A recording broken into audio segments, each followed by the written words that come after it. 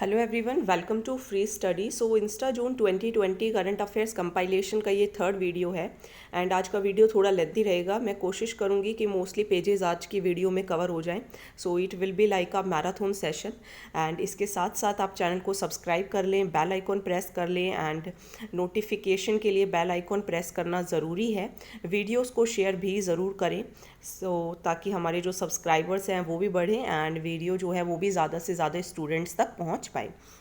सो 2 months से थोड़े से दिन बाकी बचे हैं एंड ऑलमोस्ट 2 मंथ्स ही लगा कर चलिए आप। बाकी जो पेपर है वो 4 अक्टूबर को अभी तक तो है ही एंड उसी के अकॉर्डिंग प्रिपरेशन कीजिए। सो अभी just revise revise and revise. Okay, so start करते हैं। आज का टॉपिक है separation of powers between various organs, dispute redressal mechanisms and institutions.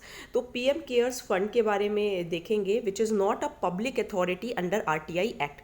तो ये कहा गया है कि जो पीएम केयर्स फंड है वो पब्लिक अथॉरिटी नहीं है। आरटीआई 2005 के अकॉर्डिंग किस सेक्शन में कहा गया है? 2H सेक्शन में कहा गया है। ठीक है, ये आप देख सकते हैं किस सेक्शन में कहा गया है। Just a minute. जो ऑलरेडी हाईलाइटेड पॉइंट्स हैं वो रेड कलर में हैं एंड जो मैं अभी पढ़ा रही हूँ वो मैं आपको ब्लू कलर से पढ़ा रही हूँ। ओके, तो सेक्शन 2H में कहा गया है कि आरटीआई 2005 के अकॉर्डिंग पीएम केयर्स फंड एक पब्लिक अथॉरिटी नहीं है। तो प्रीलिम्स के अंदर ऑप्शन में आ जाएगा कि केयर्स फंड जो है वो पब्लिक अथॉरिटी है या फिर नहीं है। तो नहीं है। किस सेक्शन में नहीं है? 2H में नहीं है।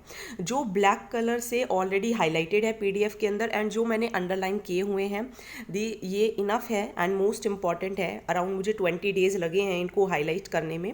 तो आप भी चाहें तो स्क्रीनशॉट्स ले सकते हैं, आपके 20 डेज बचेंगे। मेरी वीडियो सुनकर आपको टॉपिक भी समझ में आ जाएगा। तो पीएमओ ऑफिस जो है उन मीन्स आरटीआई एक्ट में आना, इट मीन्स आपको सारी इन्फॉर्मेशन देनी पड़ेगी। सो आरटीआई एक्ट के थ्रू इससे इन्फॉर्मेशन नहीं ली जा सकती। तो पब्लिक अथॉरिटी क्या होता है आरटीआई के अकॉर्डिंग, आरटीआई एक्ट के अंदर?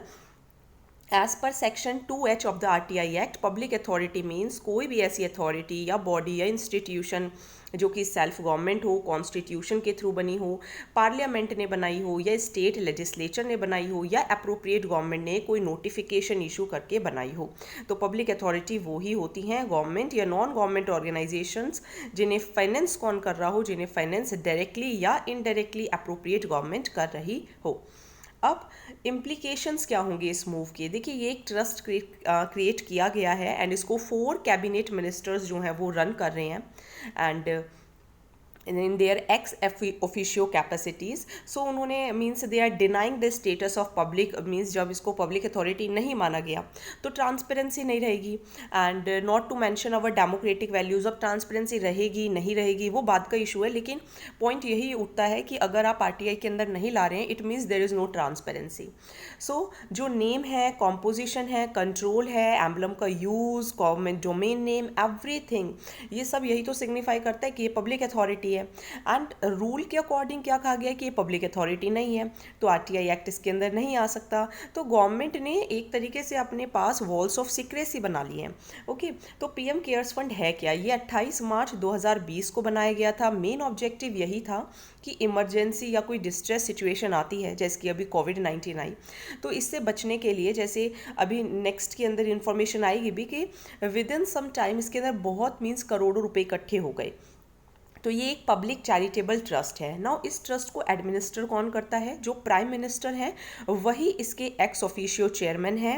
एंड देखिए, अब अभी हमने पढ़ा था ना कि इसके अंदर 4 कैबिनेट मिनिस्टर्स इसको रन करते हैं। अब देखिए, DHF से आप इसको ध्यान रख सकते हैं, ministry of defence, ministry of home affairs and ministry of finance, ये इसके एक्स ऑफिशियो ट्रस्टीज रहेंगे। सो ये सब प्रीलिम्स के क्वेश्चन बन सकते हैं। अब रिपोर्ट क्या आई है कि पीएम केयर्स फंड ने रिसेंटली ही 10,000 करोड़ रुपए से ज़्यादा की कंट्रीब्यूशन रिसीव की एंड पहले ही हफ्ते में 6500 करोड़ रुपीस जो थे वो इसके अंदर आ गए थे। बड़े बड़े कॉरपोरेट हाउसेज एंड सेलिब्रिटीज़ ने डोनेट किए। गवर्नमेंट का आर्ग्यूमेंट क्या है? गवर्नमेंट का कहना ये है कि जो मीन्स अगेंस्ट कि ये पब्लिक अकाउंट नहीं है, that it is a fund based, जो कि वॉलेंट्री कॉन्ट्रीब्यूशन, मैंडेटरी तो नहीं है कि आपको देने ही देने पड़ेंगे। इंडिविजुअल ऑर्गेनाइजेशन जो है वो वॉलंटरी कंट्रीब्यूट करती है beyond the full fledged scrutiny of the CAG. ठीक है, ये भी पॉइंट ध्यान रखिएगा, that is controller and auditor general of India, उसकी फुल फ्लेज्ड स्क्रूटिनी के अंदर ये नहीं आता। नीड ऑफ द आर क्या है, इस जो अकाउंट है वो ये जो सेपरेट पब्लिक अकाउंट बनाया गया है ये कैसे बनाया गया है, अंडर आर्टिकल 266 सबसेक्शन 2। आर्टिकल पूछा जा सकता है as against the consolidated fund, क्योंकि कंसोलिडेटेड फंड किस में है, 266 सबसेक्शन 1 में। कॉन्टीजेंसी फंड किस में है, आर्टिकल 267 में। इसके अंदर वो सभी रिसिप्ट्स आती हैं जो कि इन टू फंड्स के अंदर नहीं आती, means consolidated fund of India में and contingency fund of India के अंदर नहीं आते, वो बाकी इसके अंदर आएंगे। पीएम केयर्स फंड जो है वो पब्लिक अकाउंट तो है and was some of money भी कलेक्ट करेगा, ठीक है, at the behest of the government and allowing the CAG to audit it, means CAG उसको ऑडिट भी कर सकता है लेकिन full fledged scrutiny means beyond the full fledged scrutiny. ठीक है, ये पॉइंट ध्यान रखिएगा। It will be a head in the direction of transparency and public confidence, क्योंकि कैग अगर इसको ऑडिट कर रहा है then there should not be any doubt, लेकिन आरटीआई के अंदर ये नहीं आएगा। तो आर्टिकल 266 सबसेक्शन 2 ये कहता है कि कोई भी पब्लिक का पैसा अगर गवर्नमेंट रिसीव करती है या गवर्नमेंट के बिहाफ पे कोई रिसीव करता है जो कि रिवेन्यू फ्रॉम टैक्सेस मतलब कंसोलिडेटेड फंड ऑफ इंडिया के अंदर नहीं आता या कॉन्टीजेंसी फंड ऑफ इंडिया के अंदर नहीं आता, तो वो पैसा किसके अंदर डाला जाता है, पब्लिक अकाउंट ऑफ इंडिया के अंदर। अब देखिए next topic, Delhi's decision to limit health services. आपने सुना होगा जो दिल्ली के लेफ्टिनेंट जनरल हैं एंड जो अरविंद केजरीवाल जी हैं, न्यूज़ में भी काफ़ी आया था कि जो मैं न्यूज़ में ही आपको बताती हूँ कि अरविंद केजरीवाल जो थे उन्होंने कहा था कि कोविड-19 का जो ट्रीटमेंट है जो दिल्ली के प्राइवेट हॉस्पिटल्स के अंदर हो रहा है and run by the government of NCT only with the proof of residence in the city, मतलब आपको ये दिखाना होगा कि आप दिल्ली के ही रहने वाले हैं तभी आपका ट्रीटमेंट होगा। इसके अलावा जो डायरेक्टर जनरल थे हेल्थ सर्विसेज दिल्ली के, उन्होंने कहा कि टेस्टिंग ऑफ असिम्टोमेटिक में जब सिम्टम्स नहीं दिखते, कॉन्टेक्ट्स ऑफ कन्फर्म्ड पेशेंट्स, सो ये सब चीज़ें कही गई थी। कॉन्टेक्स्ट में आ जाइए आप, जो दिल्ली के लेफ्टिनेंट गवर्नर है अनिल बैजल, उन्होंने कहा 2 ऑर्डर्स इशू किए कि ये जो अनाउंसमेंट्स की गई हैं, ये जो 2 अनाउंसमेंट्स की गई हैं दिल्ली गवर्नमेंट ने कि एक तो जो बेड्स हैं वो सिर्फ रेजिडेंट्स ऑफ दिल्ली के लिए ही हैं एंड स्कोप को लिमिट कर देना, ठीक है, तो इसके अगेंस्ट जो है वो इन्होंने ऑर्डर्स इशू किए कि ये कुछ नहीं मान्यता इनको दी जाती। Now why lieutenant governor of Delhi overrule this decision, क्योंकि right to health, right to life के अंदर आता है, आर्टिकल 21 के अंदर आता है, तो इसलिए आप इसको मीन्स रूल्ड आउट नहीं कर सकते हैं एंड ये इनसेंसिटिव एंड एक इररिस्पॉन्सिबल डिसीजन है। NCT is functionally contiguous with Gurugram in Haryana and Noida in Uttar Pradesh. काफ़ी सारे हज़ारों लोग हैं जो काम के लिए एंड हेल्थ केयर की उनको ज़रूरत है, काफ़ी लोग यहाँ से आते हैं एंड वो भी मीन्स उनको भी हक है एंड रेस्ट्रिक्शंस नहीं लगाई जा सकती।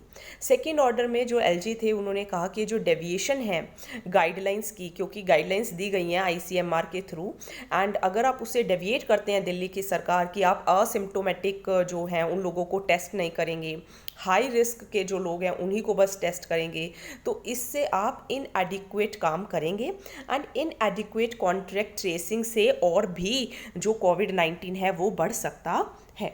Now what has been the government's argument and rationally behind this move. Government ने क्या कहा, गवर्नमेंट ने कहा कि दिल्ली की जो सिचुएशन है वो बहुत ख़राब है, 5.5 लाख केसेस एक्सपेक्ट किए जा रहे हैं कि जुलाई के अंत तक हो जाएंगे, जबकि 80,000 बेड्स की इसके लिए ज़रूरत पड़ेगी।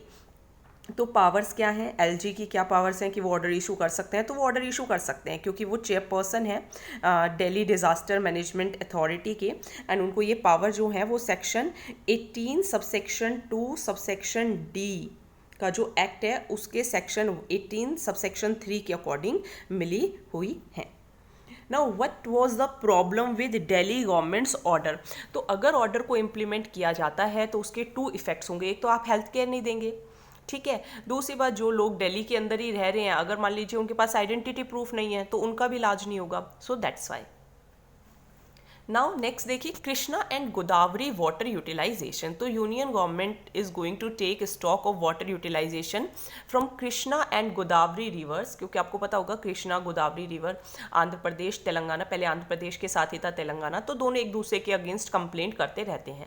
तो यूनियन मिनिस्ट्री ऑफ जल शक्ति ने चेयरपर्सन से कहा है, कृष्णा एंड गोदावरी रिवर जो मैनेजमेंट बोर्ड बने हुए हैं, कि इरिगेशन प्रोजेक्ट की डिटेल्स दीजिए। महाराष्ट्र एंड कर्नाटका को भी कहा है एंड उनको सबमिट कीजिए सेंटर को with in a month. Main objective यही है कि क्या सरप्लस वाटर न्यू प्रोजेक्ट्स के लिए अवेलेबल है भी या फिर नहीं है। इशू क्या है, जो दोनों स्टेट्स हैं आंध्र प्रदेश और तेलंगाना, वो अपने जो शेयर हैं उनको means they share stretches of the Krishna and Godavari and उनकी जो ट्रिब्यूटरीज हैं, काफ़ी सारे नए प्रोजेक्ट्स बनाए गए बिना रिवर बोर्ड्स के क्लियरेंस लिए हुए। तो सेंट्रल वाटर कमीशन ने एंड जो एपेक्स थी that is comprising of union water resource minister and chief minister, जैसा कि मैंडेट किया गया था आंध्र प्रदेश के रीऑर्गेनाइजेशन एक्ट 2014, क्योंकि तभी जो तेलंगाना था वो अलग हुआ था ना, तो इस वाले एक्ट के अकॉर्डिंग वो मैंडेटेड है कि उन्हें क्लियरेंस लेना पड़ना था। बट तेलंगाना गवर्नमेंट ने लास्ट ईयर ही एक कंप्लेन फाइल की थी आंध्र प्रदेश गवर्नमेंट के खिलाफ कि वो प्रोजेक्ट्स जो हैं वो ले रहे हैं एंड अक्रॉस कृष्णा रिवर। तो Krishna river and Godavari river की थोड़ी ट्रिब्यूटरीज देख लेते हैं, ये कहाँ से ओरिजिनेट होती हैं ये भी थोड़ा सा देख लेते हैं। तो देखिए, कृष्णा ईस्ट फ्लोइंग रिवर है, ठीक है। महाबलेश्वर इन महाराष्ट्र से निकलती है, ठीक है, महाबलेश्वर इन महाराष्ट्र से निकलती है एंड बे ऑफ बंगाल के अंदर जाके मर्ज हो जाती है। 4 स्टेट्स से जाती है, महाराष्ट्र, कर्नाटका, तेलंगाना एंड आंध्र प्रदेश से। इसकी ट्रिब्यूटरीज कौन कौन सी हैं ये तो देखिए लर्न ही करना होगा, रट्टा मारना है इसका। तो तुंगभद्रा है, मालप्रभा है, कोयना है, भीम है, घटप्रभा है, येरला है, वरना, डिंडी, मुसी एंड दूध गंगा, ठीक है। 2-4 बार पढ़िए, लर्न हो जाएगा। एक बार और मैं पढ़ देती हूँ, तुंगभद्रा, मालप्रभा, कोयना, भीमा, घटप्रभा, येरला, वरना, डिंडी, मूसी एंड दूध गंगा। अब देखिए Godavari river. Godavari river Trimbakeshwar temple से, नासिक में एक महाराष्ट्र एक जगह है वहाँ से ओरिजिनेट होती है। 1465 किलोमीटर तक जाती है, बे ऑफ बंगाल में जाके गिर जाती है। गोदावरी बेसिन भी, अब गोदावरी बेसिन जो है वो थोड़ा सा इसके अंदर छत्तीसगढ़ एंड उड़ीसा भी थोड़ा सा इंक्लूडेड है।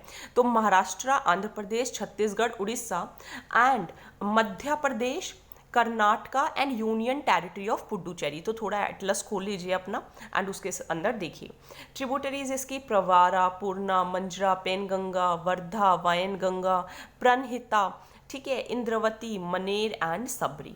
ओके, नाउ जो तेलंगाना गवर्नमेंट है उन्होंने लास्ट ईयर ये एक ही पेज दोबारा से रिपीट हो गया है।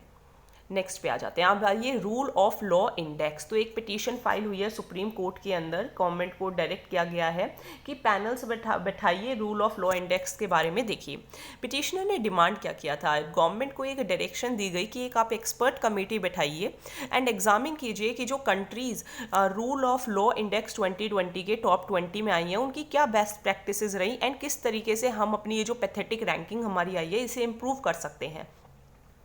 And why this demands have been made, क्योंकि 11 मार्च को अब ये क्वेश्चन पूछा जा सकता है कि रूल ऑफ लॉ इंडेक्स के अंदर जो रूल ऑफ लॉ इंडेक्स है वो कौन अनाउंस करता है, तो वर्ल्ड जस्टिस रिपोर्ट करता है, ठीक है। तो लॉ के थ्रू जस्टिस मिल सकता है, इस तरीके से आप याद रखिएगा। इंडिया की रैंक 69 है, इंडिया जो है वो कभी भी टॉप 50 के अंदर नहीं आया एंड सक्सेसिव गवर्नमेंट्स ने मीन्स कुछ किया भी नहीं कि वो अपनी इंटरनेशनल रैंकिंग को इम्प्रूव करें।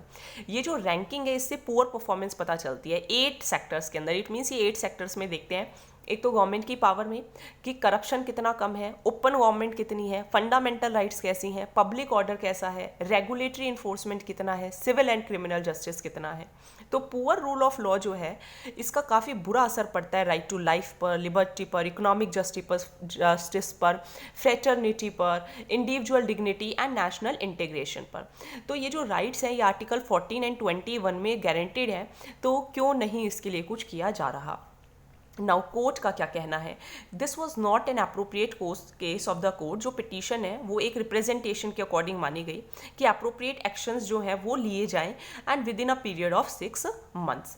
तो ये आप टॉप परफॉर्मेंस देख सकते हैं, टॉप परफॉर्मेंस यही है कि डेनमार्क, नॉर्वे, फिनलैंड जो आपकी स्कैंडिनेवियन कंट्रीज़ हैं शायद इन्हीं को बोलते हैं, तो ये टॉप परफॉर्मेंस रही।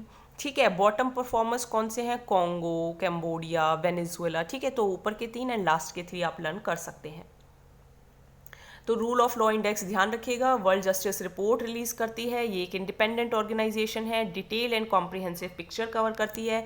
इसके अंदर 128 कंट्रीज आती हैं, हमारी रैंक कितनी है? 69 है। 8 फैक्टर्स जो मैंने अभी आपको बताए वही आपको ध्यान रखने हैं। ओके, रूल ऑफ लॉ क्या डिफाइन करता है? वर्ल्ड जस्टिस रिपोर्ट ये कहता है कि गवर्नमेंट एंड जो उसके ऑफिशियल्स हुए हैं वो अकाउंटेबल है under the law. Law clear होना चाहिए, पब्लिसाइज्ड होना चाहिए, स्टेबल होना चाहिए, फेयर होना चाहिए, हमारी फंडामेंटल राइट्स को प्रोटेक्ट करे। कोई भी ऐसी प्रोसेस जिसके थ्रू लॉज इनेक्ट किए जाते हैं, एडमिनिस्टर किए जाते हैं, इन्फोर्स किए जाते हैं, वो असेसिबल हो, एफिशिएंट हो, फेयर हो। जस्टिस को डिलीवर करना है अच्छे रिप्रेजेंटेटिव्स, इंडिपेंडेंट रिप्रेजेंटेटिव से। Okay, now what is a review petition? तो ये भी बहुत न्यूज़ में है, रिव्यू पिटीशन क्या होता है। तो सुप्रीम कोर्ट ने अपनी ही 2018 की एक जजमेंट जिसके थ्रू डिक्रिमिनलाइज किया था अडल्ट्री को, उसको रिफ्यूज़ कर दिया कि हम इसको रिव्यू नहीं करेंगे। कोर्ट ने तब क्या कहा था? ओरिजिनल जजमेंट कॉन्स्टिट्यूशन बेंच ने दी थी, तब चीफ मिनिस्टर जो थे वो दीपक मिश्रा जी थे। उन्होंने कहा था कि जो सेक्शन 497 है अडल्ट्री, वो can not command married couples to remain loyal to each other for the fear of penal punishment. To individuals, अगर कोई एक चीट करता है पार्टनर दूसरे पार्टनर पर, एंड वो पार्ट कर सकते हैं, मीन्स अलग हो सकते हैं, the court had reasoned that there was no data whatsoever to support claims that abolition of adultery as a crime would result in a change in sexual morality or an increase of divorce। तो ये भी बात कही गई थी। Now court ने section 497 को क्यों स्ट्रक डाउन किया था? क्योंकि सेक्शन 497 से जो विमेन का स्टेटस है that denies dignity, sexual autonomy and is based on gender stereotypes, based on women as chattel and seeks to control sexuality और women hits the autonomy and dignity of women. कि ये जो rights article 14 and 21 में मिला हुआ है उसको क्या करते हैं? वॉयलेट करते हैं। ठीक है, इसकी डायग्राम है नहीं इसके अंदर। बेसिकली यही है that if you cheat on one another, तो इसमें कोई डरने वाली बात नहीं है। आपको मीन्स पीनल पनिशमेंट की वजह से लॉयल रहने की ज़रूरत नहीं है। आप अगर अनलॉयल भी हो जाएंगे तो ऐसी कोई अब सख्त वो जो है सज़ा नहीं है। ठीक है, अपनी लेमैन भाषा में मैंने आपको बता दिया है। तो सुप्रीम कोर्ट ने पहले क्या कहा था? तो देखो, सुप्रीम कोर्ट इसके लिए 3 बार पहले भी कानून आ चुके हैं, 1954 में, 1985 में, 1988 में।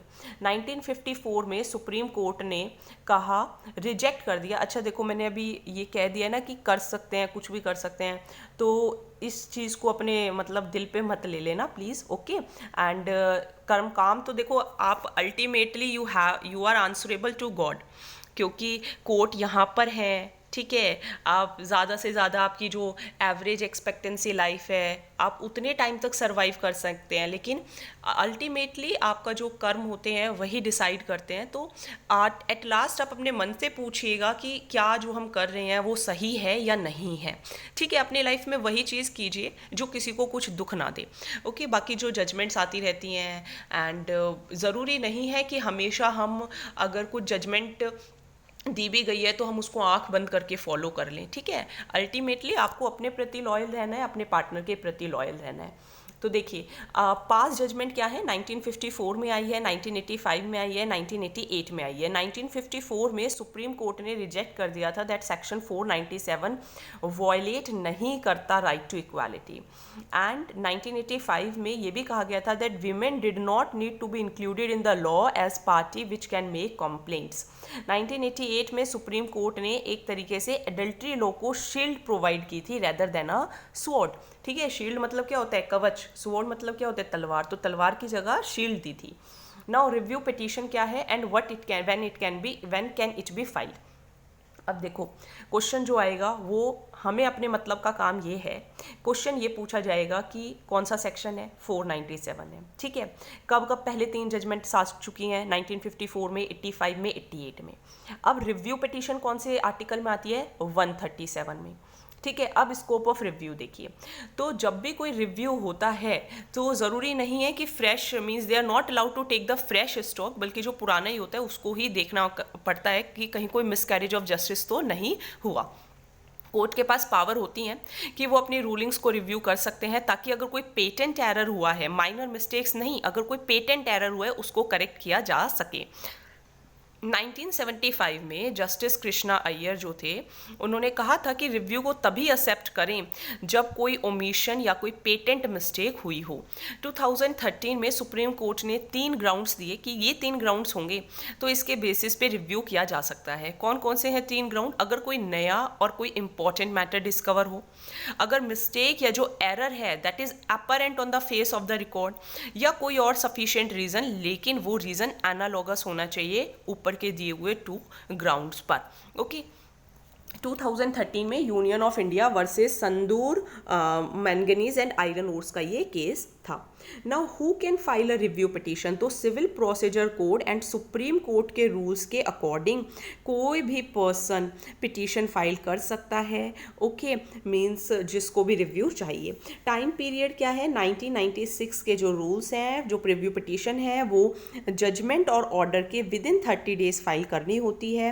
And while a judgment is the final decision in a case, तो जो भी ऑर्डर होगा, ruling, an order is an interim ruling that is subject to its final verdict. Okay, ये ध्यान रखिएगा। कुछ सर्कमस्टांसेस में डिले भी हो सकता है, लेकिन पिटिशनर को कोई स्ट्रॉन्ग रीज़न देना पड़ेगा कि डिले क्यों हुआ।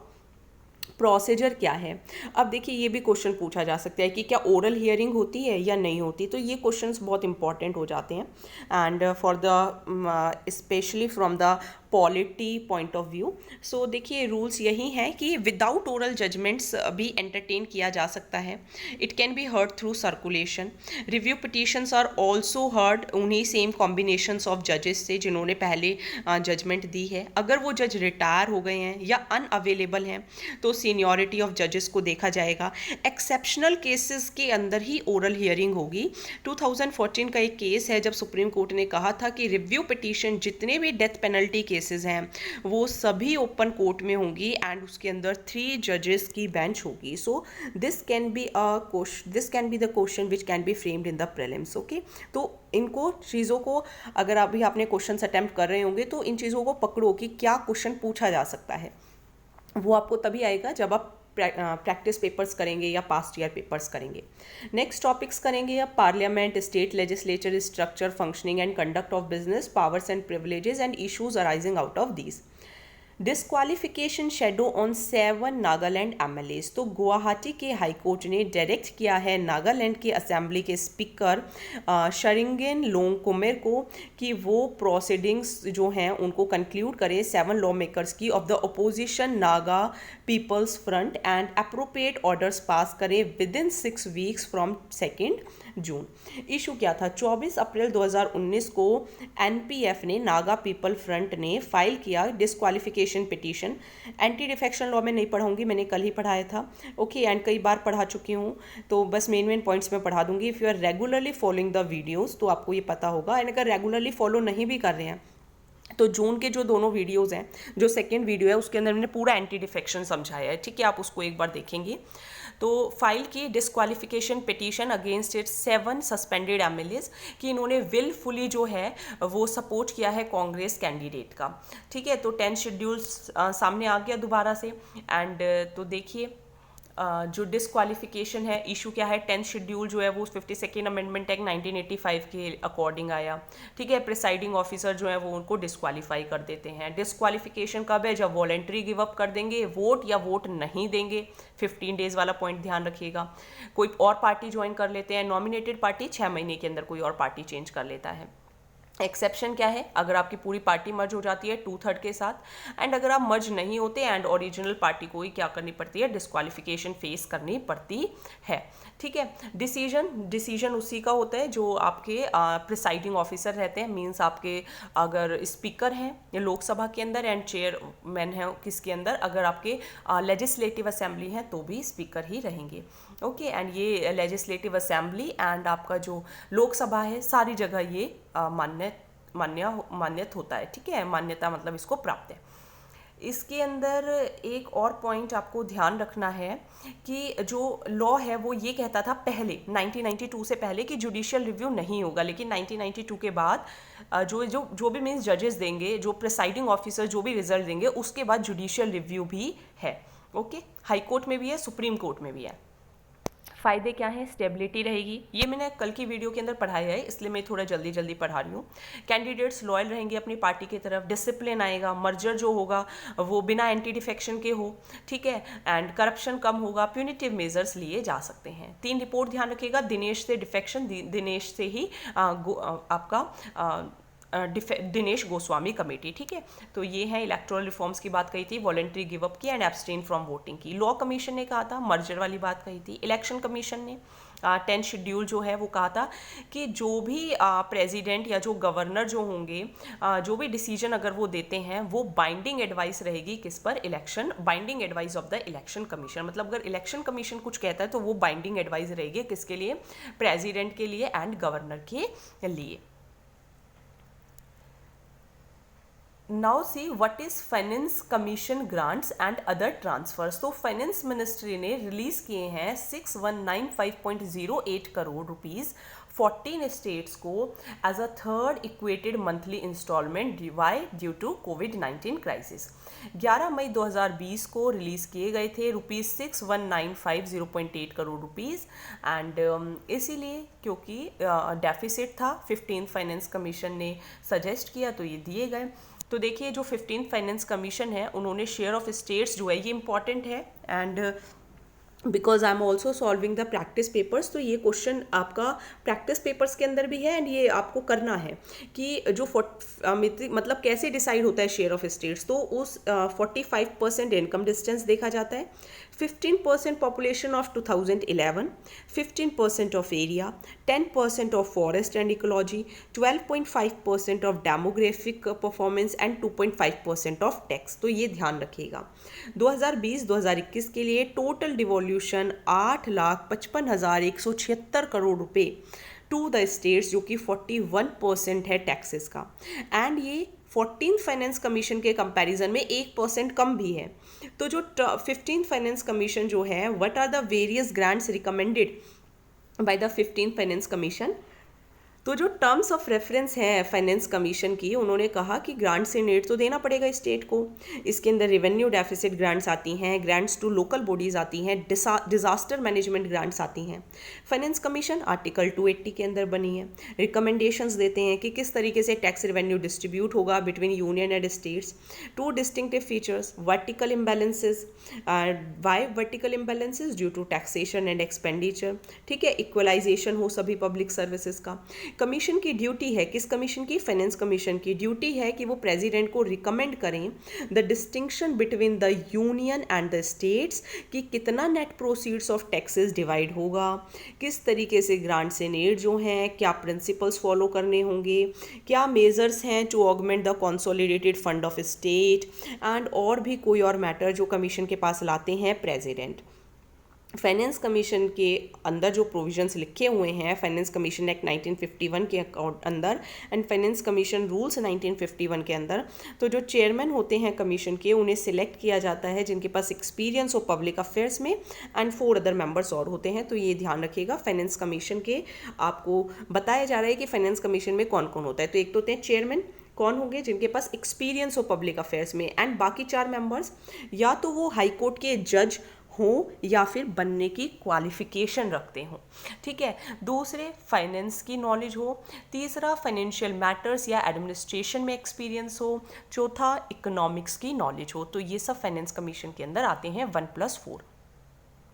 नेक्स्ट देखिए सीक्रेसी ऑफ बैलेट। तो सुप्रीम कोर्ट ने अपनी जजमेंट दी है सीक्रेसी ऑफ बैलेट में, एंड जजमेंट जो है वो इलाहाबाद हाई कोर्ट के अंदर के डिसीजन के अगेंस्ट आई, जिन्होंने जो वोटिंग थी नॉन कॉन्फिडेंस मोशन की ज़िला पंचायत उत्तर प्रदेश के अंदर वो एक तरफ कर दी थी, तो उसके अगेंस्ट जो थी वो जजमेंट आई है। नाउ हाई कोर्ट ने पाया कि कुछ पंचायत मेंबर्स ने rule of secrecy and ballot को वायलेट किया है। सीसीटीवी फुटेज एंड मीन्स उसके ऊपर रिलाई करके ये कंक्लूड किया गया दैट या तो उन्होंने बैलेट पेपर्स दिखाए हैं, ठीक है, मीन्स एक तरीके से चीटिंग की है।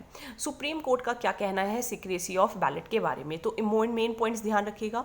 फ्री एंड फेयर इलेक्शंस के लिए ज़रूरी है, राइट्स ऑफ वोटर्स को प्रोटेक्ट करने के लिए, मतलब प्रोटेक्टर्स की राइट्स को प्रोटेक्ट करने के लिए ज़रूरी है। ये एक पॉजिटिव कॉन्सेप्ट है एंड चेक होता है freedom to exercise of franchise कि सब लोग वोट कर पा रहे हैं या नहीं कर पा रहे हैं। ये एक इंपॉर्टेंट पोस्टुलेट है ऑफ कॉन्स्टिट्यूशनल डेमोक्रेसी।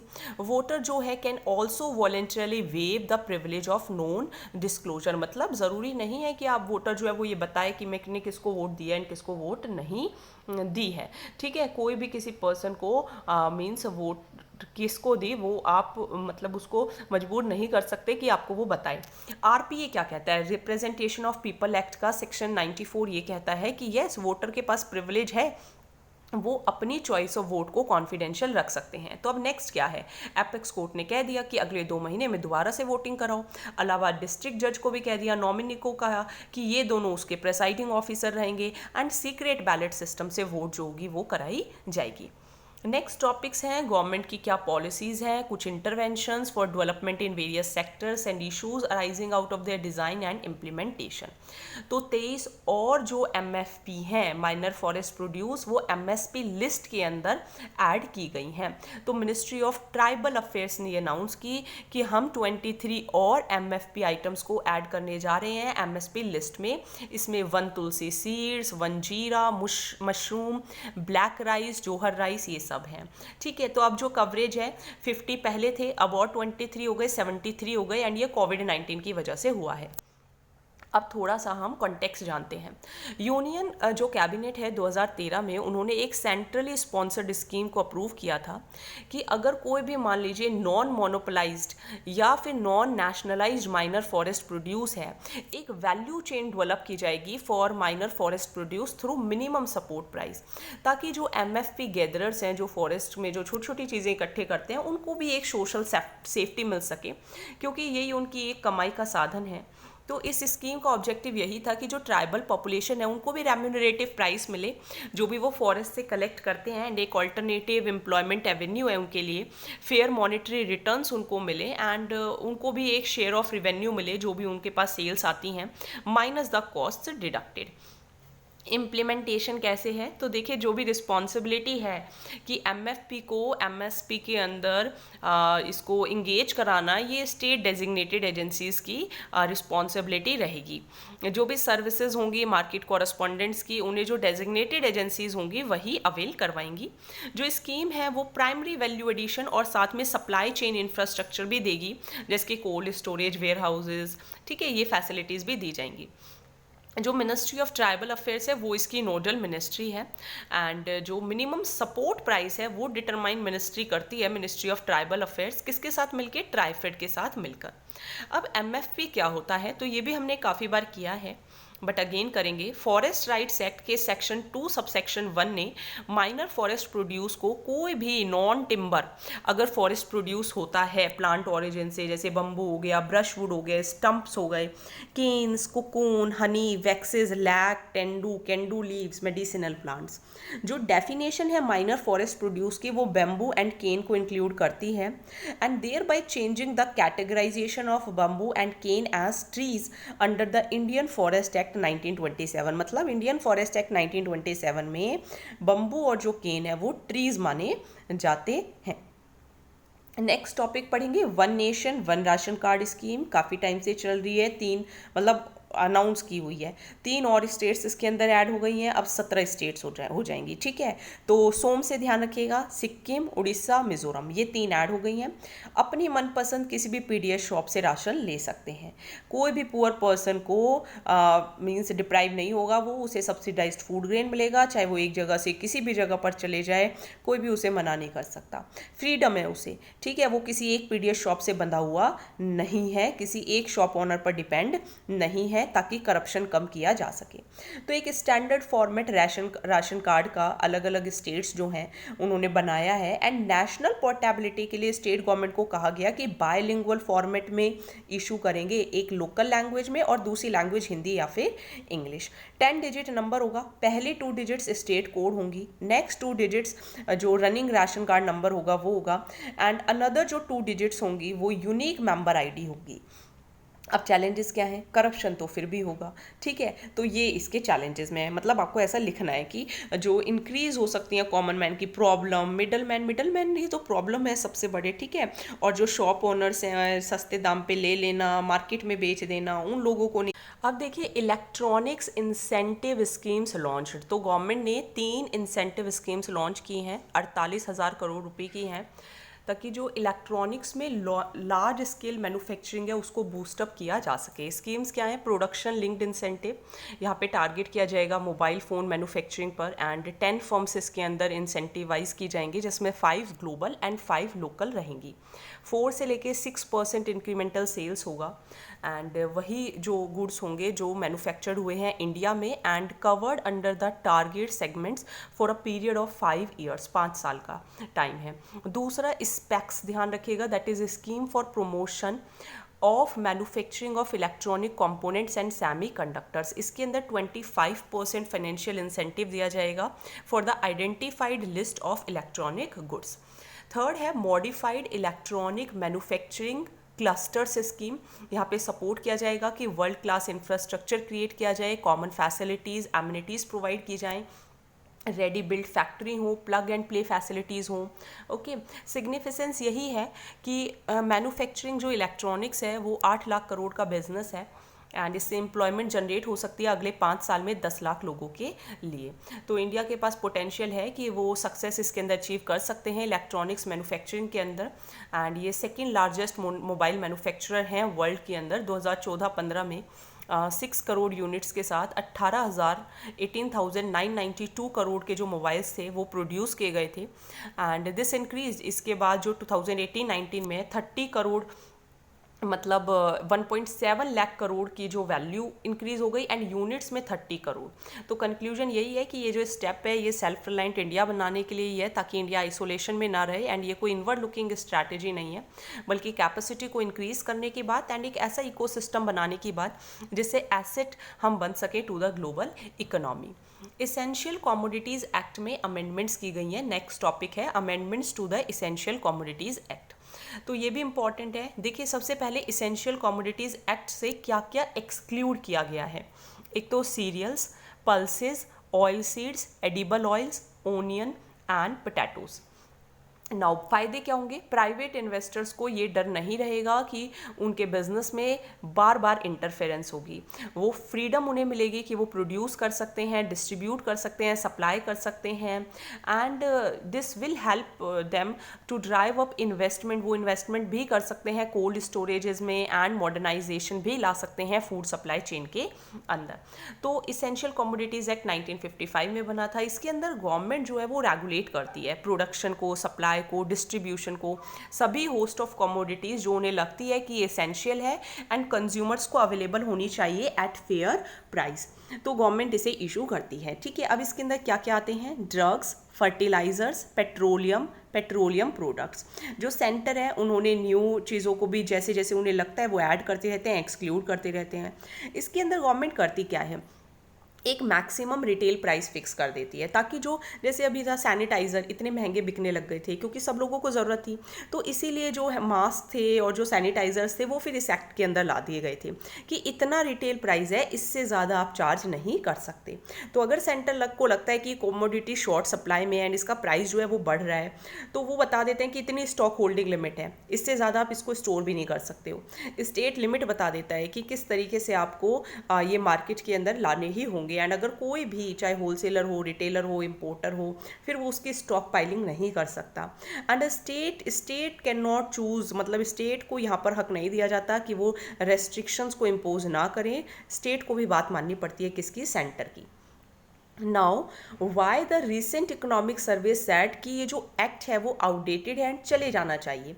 तो सितंबर 2019 में सेंटर ने ईसीए एक्ट प्रोविजंस लगाए थे ताकि स्टॉक लिमिट्स को इम्पोज किया जा सके, क्योंकि अभी आप देखेंगे ना ऑनियंस बहुत सस्ते हैं, थोड़े दिनों बाद देखेंगे बहुत ज़्यादा रेट है। तो वो क्यों है?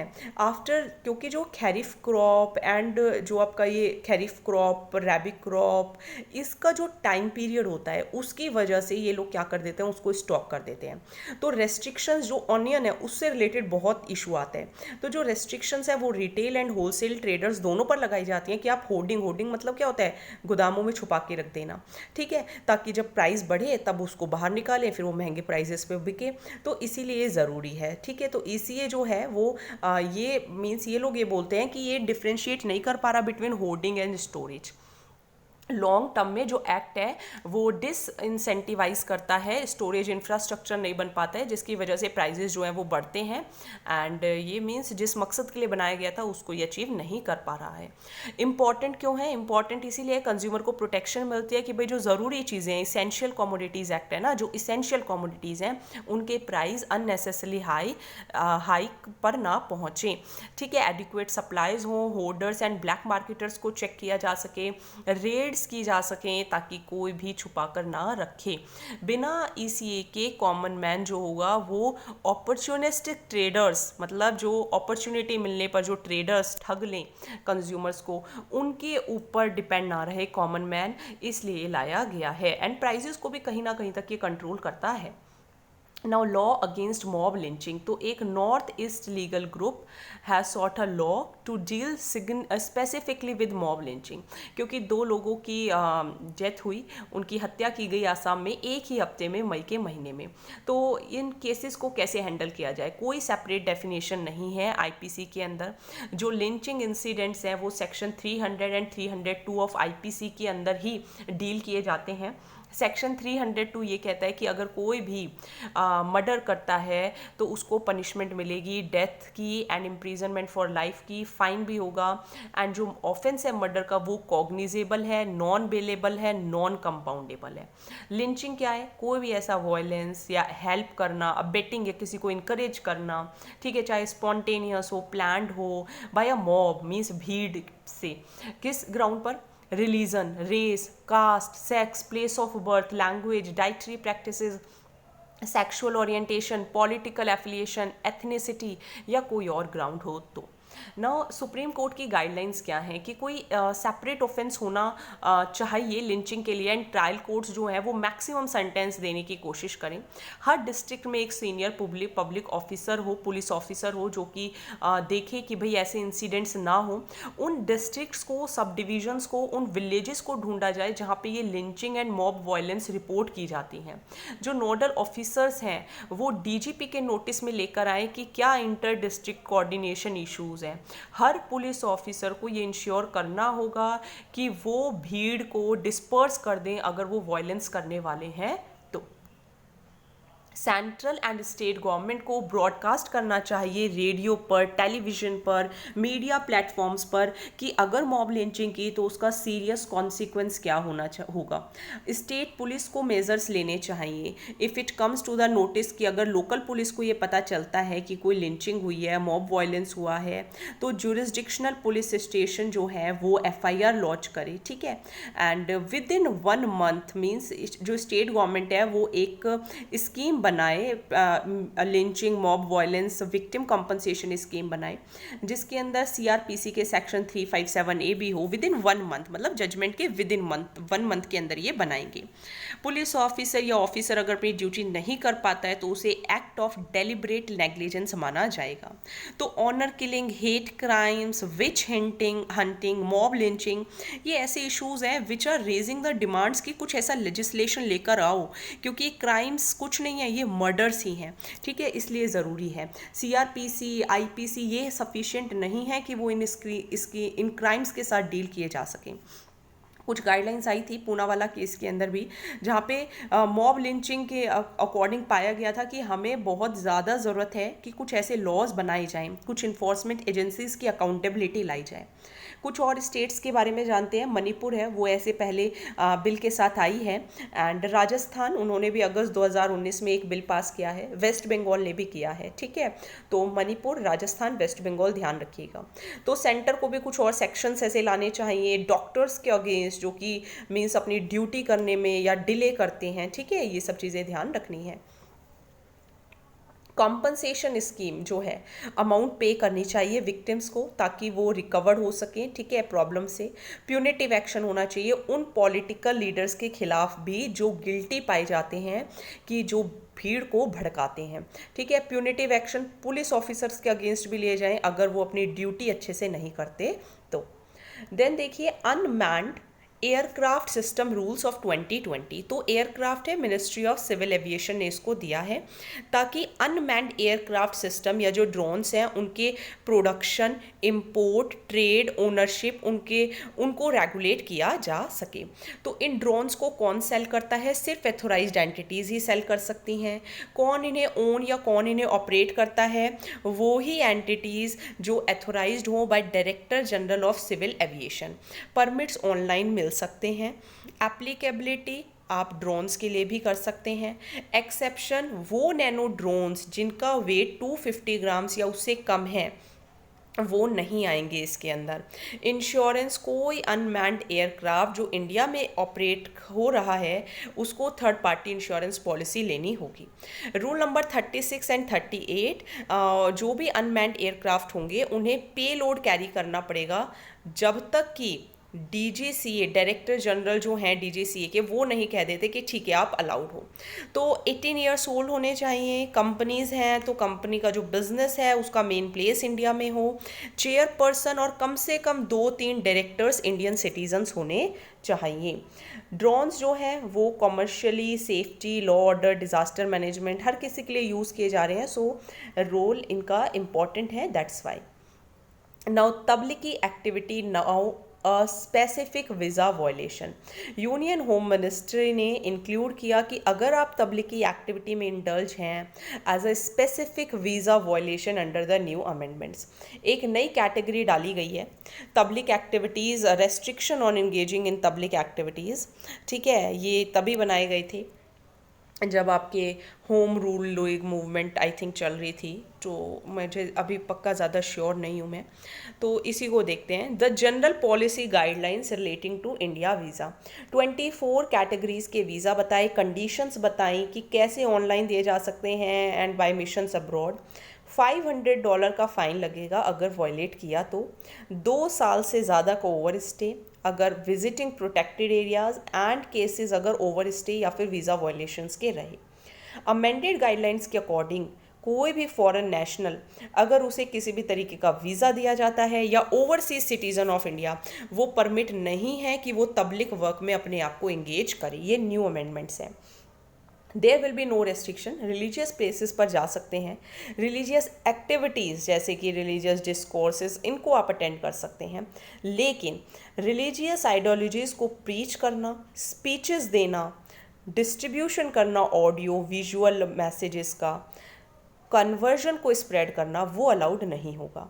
नोडल एजेंसी होम मिनिस्टर जी हैं, ठीक है। इन्होंने ब्लैक लिस्ट कर दिया है 960 फॉरनर्स को जिन्होंने तबलीगी जमात में जो निज़ामुद्दीन के अंदर हुई थी उसके अंदर पार्टिसिपेट किया था। वो फॉरनर जो ब्लैक लिस्ट हो गया है अब उसे कोई वीज़ा नहीं मिलेगा किसी भी मिशन के लिए to come to India. Tablighi Jamaat तो ये 1926 के अंदर बनी थी। 19 होम रूल लीग आपका 1960 में चला था। Deobandi Islamic scholar at Mewat Uttar Pradesh 1926 में ये फाउंड की गई थी Tablighi Jamaat, that is society of preachers. And इनका फोकस ये रहता है कि हमें मुस्लिम फेथ को प्योरीफाई करना है, ठीक है। इसकी प्रेजेंस जो है वो 150 कंट्रीज़ के अंदर है।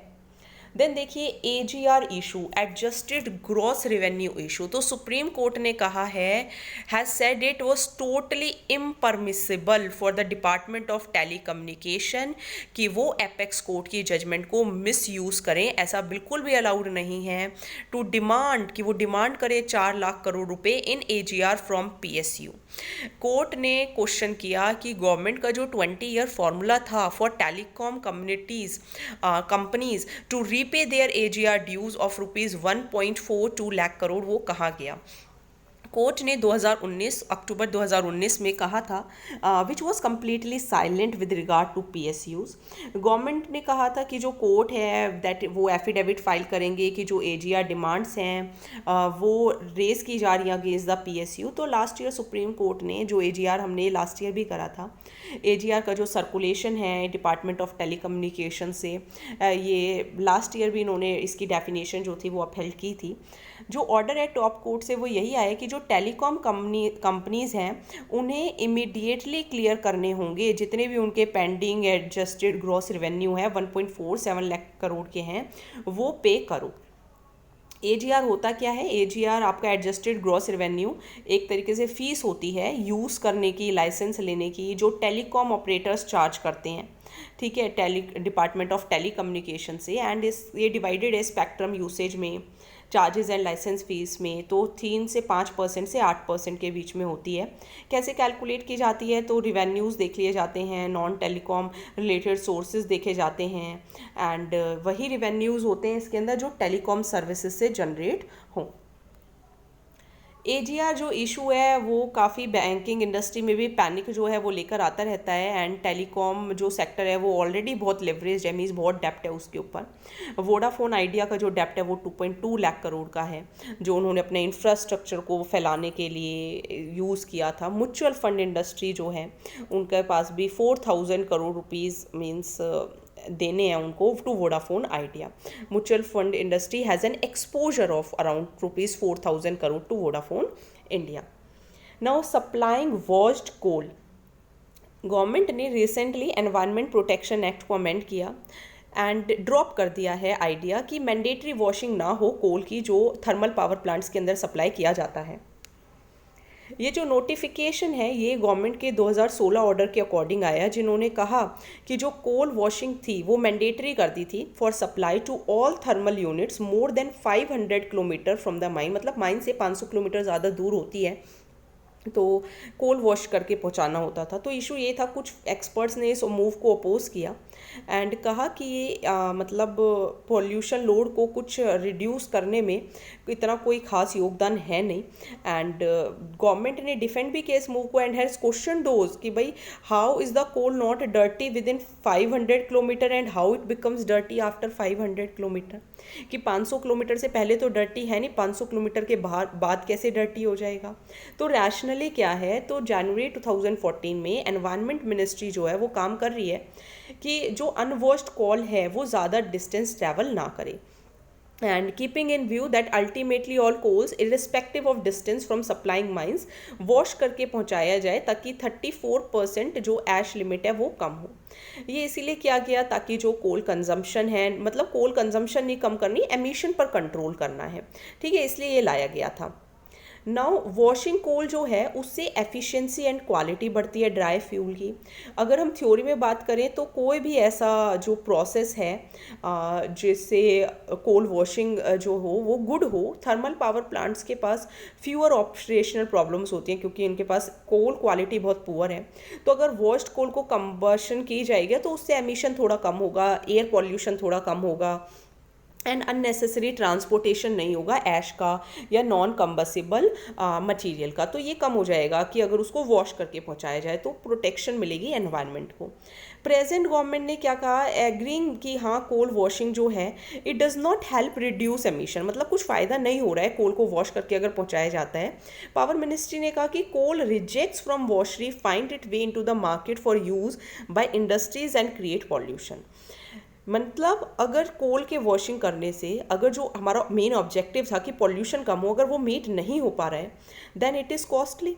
इससे जो है कैलोरीफिक जो वैल्यू है कोल की वो भी कम होती है, तो फिर क्या फ़ायदा। तो पावर मिनिस्ट्री ने कहा दैट पॉल्यूशन कंट्रोल टेक्नोलॉजी से बैटल करने की बजाय फोकस किया जाए कि पॉल्यूशन को मीन्स कुछ ऐसी टेक्नोलॉजीज अपनाई जाएं पावर जनरेशन यूनिट्स में ही। तो सेंट्रल पॉल्यूशन कंट्रोल बोर्ड की गाइडलाइंस के अकॉर्डिंग वो प्लांट्स जो 50 गीगावाट थर्मल पावर कैपेसिटी को यूज़ करते हैं वो एमिशन कंट्रोल सिस्टम अपने वहीं लगाएं एंड रॉ कोल को यूज़ करें इंस्टेड ऑफ वॉश्ड कोल। तो सुपर क्रिटिकल टेक्नोलॉजी लेकर आएँ, टेक्नोलॉजी में इंप्रूवमेंट लेकर आएँ, अनवॉश्ड कोल भी अच्छे से एफिशिएंटली यूज़ हो सकता है एंड इकोनॉमिकली यूज़ हो सकता है क्योंकि इससे महंगा पड़ रहा है। ठीक है, देन आ जाइए सेक्शन 309 आईपीसी। तो इंडिया ने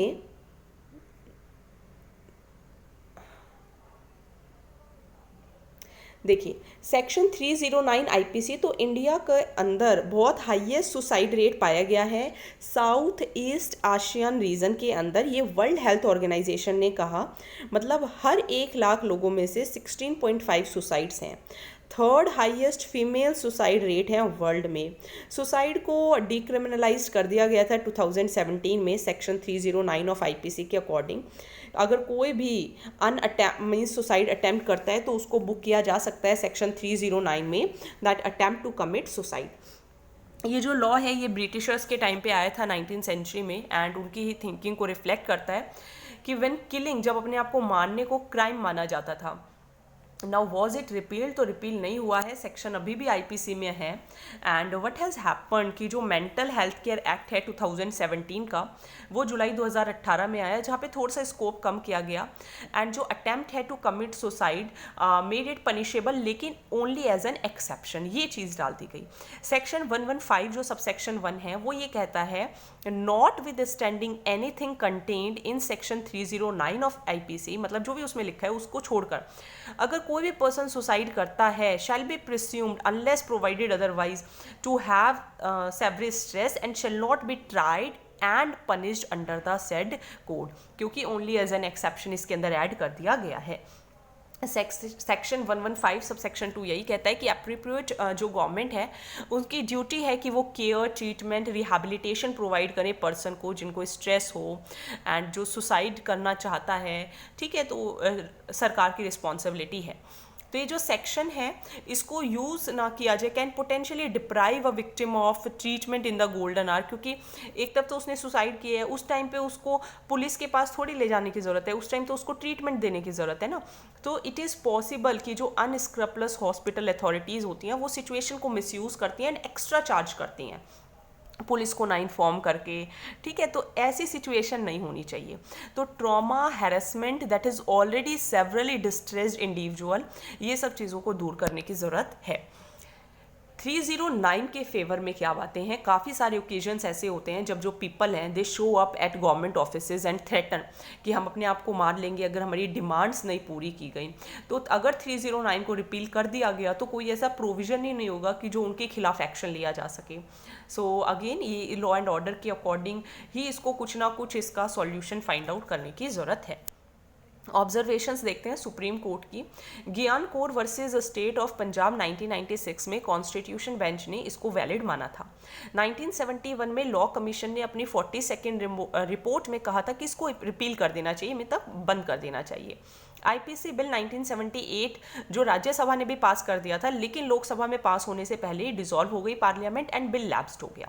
2008 में भी लॉ कमीशन ने 210th रिपोर्ट के अंदर कहा था कि अगर कोई सुसाइड करने की कोशिश करते हैं तो उसको मेडिकल एंड साइकेट्रिक केयर की ज़रूरत है, ना कि पनिशमेंट की। मार्च 2011 में भी सुप्रीम कोर्ट ने कहा कि जो पार्लियामेंट है वो देखें feasibility of deleting the section. Court क्या है, सोशोलॉजिस्ट एमिले डर्खेम, उन्होंने हाइपोथेसाइज्ड किया है कि suicides are a result of not just psychological and emotional factors but social factors as well. कभी कभी सोसाइटी भी मजबूर कर देती है। ठीक है, ये बात इन्होंने कही। अब हम कुछ वेलफेयर स्कीम्स देखेंगे। जो पॉपुलेशन की लिए हैं, सेंटर एंड स्टेट्स ने लिए हैं, ठीक है। तो सबसे पहले है पीएम स्वनिधि। तो PM Svanidhi ministry of housing and urban affairs ने इसको लॉन्च किया है। Prime minister street vendors Atmanirbhar Nidhi scheme, ठीक है।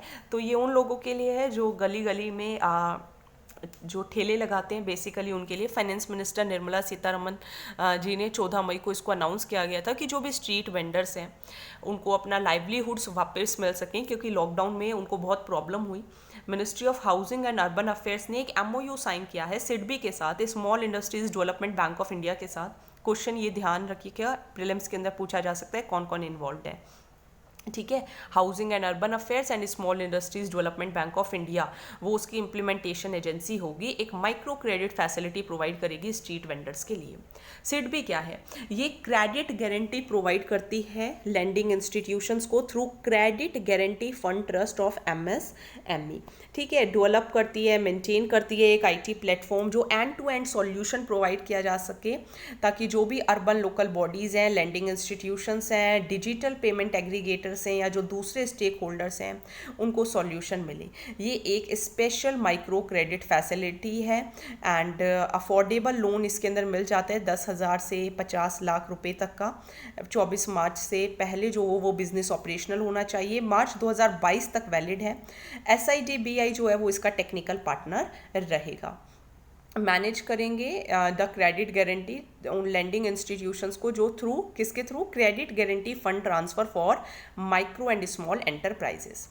वेंडर्स को लोन मिल पाएगा 10,000 रुपीज़ से लेके, ठीक है, जो वो मंथली भी रिपे कर सकते हैं with in 1 year. And timely and early payment करेंगे तो इंटरेस्ट सब्सिडी जो है वो 7% की दी जाएगी through direct benefit transfer on 6 month basis.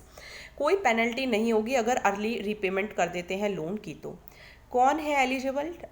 ठेला वालाज, हॉकर्स, वेंडर्स, रेडी वालाज, ठीक है, थैलीपार्ड वालाज, ओके। तो ये हैं एंड ज़रूरी इसीलिए है ताकि इनका जो कैपिटल इनको प्रोवाइड किए जा सके। अगर हाई इंटरेस्ट रेट देंगे तो बेचारे ये मरी जाएंगे, ठीक है। क्या होगा? क्योंकि कोई नहीं करता है इनके लिए हेल्प। आप कभी कभी बस खाना दिया इनको, लेकिन डेली उनको पैसों की ज़रूरत होती है और भी बहुत सारी चीज़ें होती हैं खाने के अलावा जो लाइफ में ज़रूरी है। तो इसीलिए इनके लिए ये किया गया है। नाउ ये डायग्राम है, डायग्राम ये वाली यहाँ पर क्यों आ गई है? आई थिंक बाय मिस्टेक आ गई है।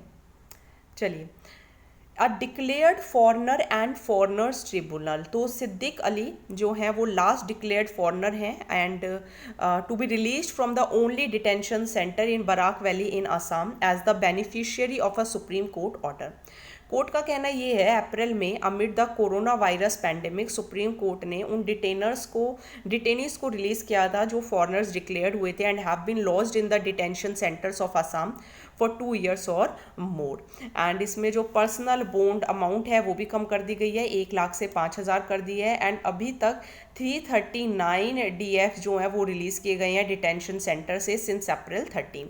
डिक्लेयर्ड फॉरनर वो होता है कोई भी पर्सन जैसे मार्क कर दिया जाए किसी भी 100 फॉरनर ट्रिब्यूनल से एंड इन आसाम कि भाई वो अपनी सिटीजनशिप नहीं शो कर पाए हैं। 802 ऐसे लोग हैं एंड मीन्स उनको पुअर डॉक्यूमेंटेशन की वजह से, पुअर लीगल असिस्टेंस या लैक ऑफ रिसोर्सेज की वजह से, कभी कभी बिकॉज सम आर आइदर इतने गरीब होते हैं कि वो दिखाई नहीं पाते अपने मतलब जो एक तरीके से जो डॉक्यूमेंट्स होते हैं।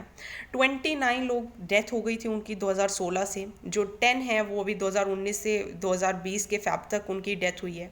तो at least basic human rights to live and not to die of कोविड-19, क्योंकि इतनी बेकार कंडीशंस हो गई थी एंड अभी भी हैं, काफ़ी लोग अभी भी प्रॉब्लम्स फेस कर रहे हैं क्योंकि उस टाइप की इकोनॉमी है वो रन करने में कितना टाइम लग जाएगा, नो वन नोज।